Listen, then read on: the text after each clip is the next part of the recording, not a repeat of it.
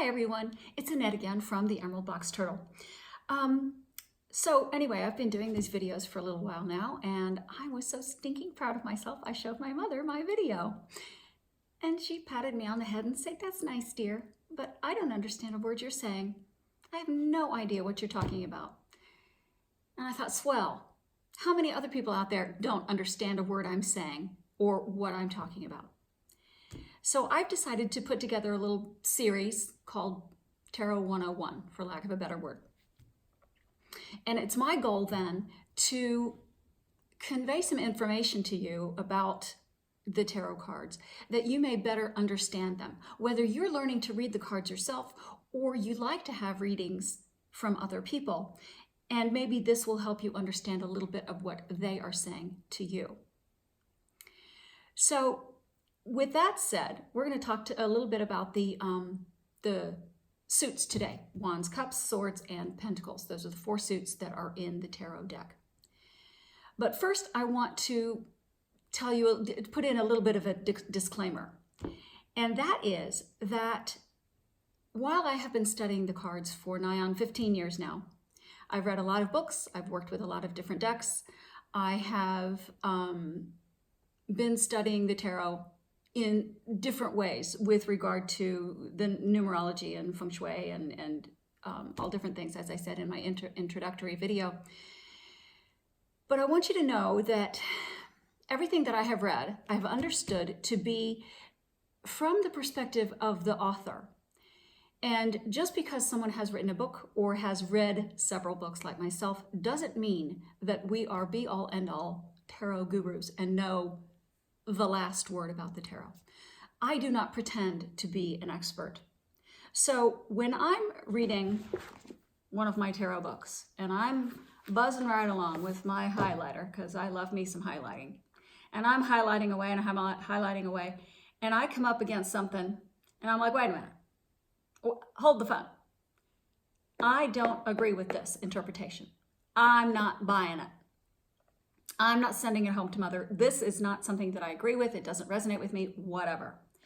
So I want you to view your studies in the same way. And that is when you are watching videos of other tarot YouTubers, me, reading books, reading decks, I want you to go with what feels good for you. So if something I tell you or someone else tells you about the tarot and you're thinking, no, I'm just not feeling it, that does not make sense to me, don't be afraid to say, no, I'm not going to go with that.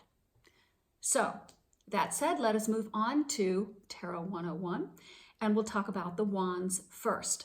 Now, I did talk about the wands in one of my other videos briefly, but I'm not going to make you go back and dig through, so I'll tell you about the wands again. So the wands, the suit of wands, are governed by the element of fire. So a good way to remember that is fire under your butt. Fire is what makes you move if it's under your butt. So the wands are an action energy. So when you've been thinking about cleaning out the garage forever and a day, if you've been thinking about remodeling your living room, if you've been thinking about getting a new job, when you actually start to do it, that's wands energy. That's the wands energy getting up your butt saying, let's go do it. It is doing energy. It is action energy. Okay. So then we come to cups. Cups are governed by the element of water. Remember that with tears of happiness or sadness, or perhaps a little drool for when you're seeing some really attractive person going down the street. So cups are about your emotions, what you feel. You can be, cups energy is the joy and terror at the same time of laying eyes on your newborn baby for the first time. It is the fear that you have of going back to work on Monday morning knowing that you really screwed up on Friday and you're afraid you're going to lose your job. It is the giddiness that you feel when you are falling in love. That's all cups. It's what you feel. Then we come to swords. Swords are governed by the element of air. And a way to remember that is airhead. Now, swords are largely about our thoughts, what's going on up here. To another extent, to a smaller extent, it's about communication, throat chakra stuff. Speaking, being able to speak your voice, being able to speak your truth. Now, the swords, even though they are in your head, these are the voices in your head, okay? Swords are about analyzing a situation, making plans for vacation, thinking about what you're going to do tomorrow. So it's all very much intellectual activity up here. However, what's going on up in here is also very closely tied to your heart. And I think you'll know what I mean when I tell you the voices in your head can really damage your own heart. So, and those voices are the ones that tell you you're not enough in some way. There you are trucking through the mall thinking, "Whoo, that outfit is cute." And then the little voice in the back of your head says, "Yeah, and you know how fat your ass is going to look in that? Yeah, right." Well, okay, fine. Well, maybe I'll just go for the shoes. As if they come in your size. Have you noticed that you don't have feet at the end of your ankles? You've got gumboats, flippers. I mean, a scuba diver would wear smaller fins than what you've got nailed to the end of your ankles. They do not have cute shoes in your size. And if they did, oh, they're not going to look like anything like they do on that mannequin over there. So those are the voices that tell you that you are lacking in some way, that start in your head, but they gravitate to your heart. So when people tell me, "Oh, I'm afraid of having a reading. I'm afraid I'll get the death card."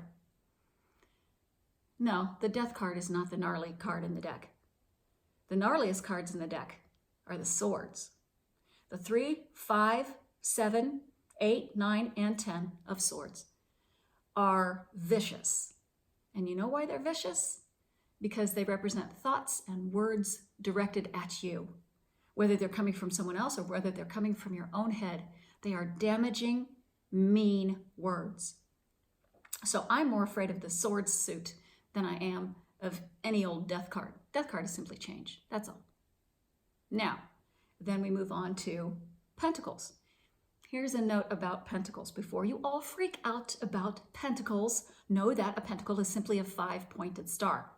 Those little gold star stickers that the teacher puts on your first grader's paper, that's a pentacle.